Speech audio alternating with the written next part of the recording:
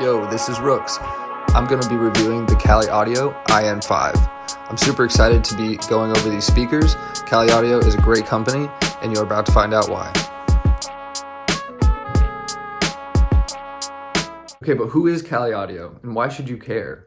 Kali Audio is actually very new on the scene. They were founded in 2018 by a team of people that left JBL Audio. So if you're familiar with JBL, which they make amazing products, they took what they knew there and brought it over to Kali. And now they've been taking what they know and applying it to their speakers, and man, did they make something good.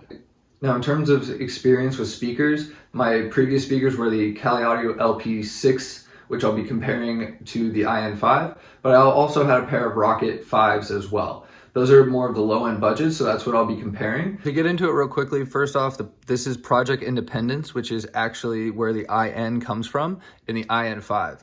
Also, the 5 is because it comes with a 5-inch subwoofer, and then you get your tweeter. Now, one thing I really love about these speakers is that they fit really well here on my stands. These are only about 6 inches across, so it's limited in space, but as you can see, they sit really nicely. The LP6s fit well, but they were over it by a little on each side, so I really like that they made this a smaller unit with a little bit more power. So the IN-5 is actually a three-way monitor. What that means is that the tweeter and the sub are actually splitting the mid-range instead of with the LP6, where it is a two-way speaker. Two-way speakers have the sub handling most of the mid-range, and then the tweeter is only handling the highs. So that sub has to work a lot harder, but they figured out how to make a three-way with a smaller housing that sounds a lot more transparent.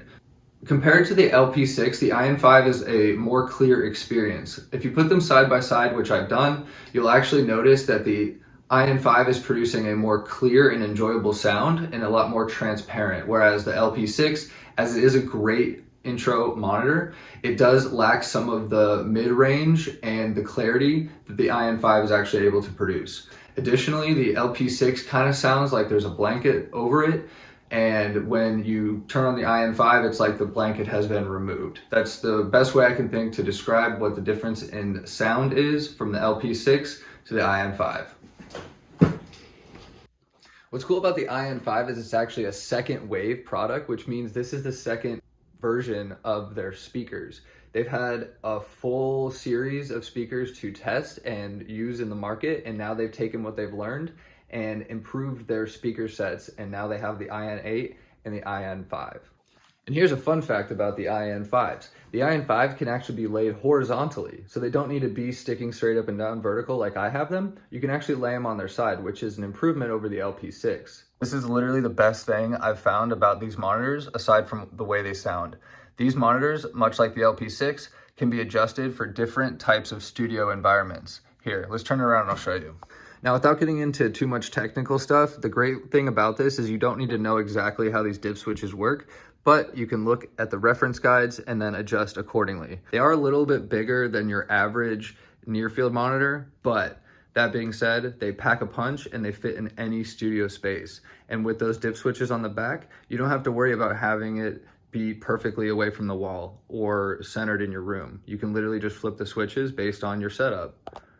You'll also note the multitude of inputs. There's the RCA in, you've got the TRS in, which is your 1/4 inch, and then the XLR in as well. And then you can do a little bit more volume adjustment back here, and then the massive power switch for greatness.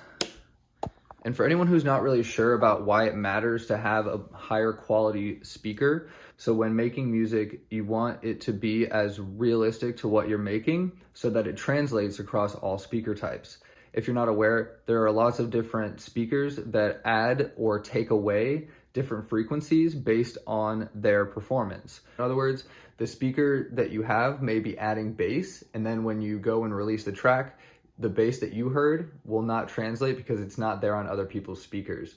And that's why I think it's super important to put the money up for a good pair of monitors. But with Kali Audio, you don't have to break the bank. You can get a good set of monitors. So these IN-5s will cost you anywhere from $300 to $350 each, and that's going to be around $700 for the pair. Now you can have professional studio monitors without having to spend that professional studio money. If you haven't seen these before or heard these before, I highly recommend getting into your nearest music center to hear these, because really I can't do it justice. You'll have to hear it for yourself.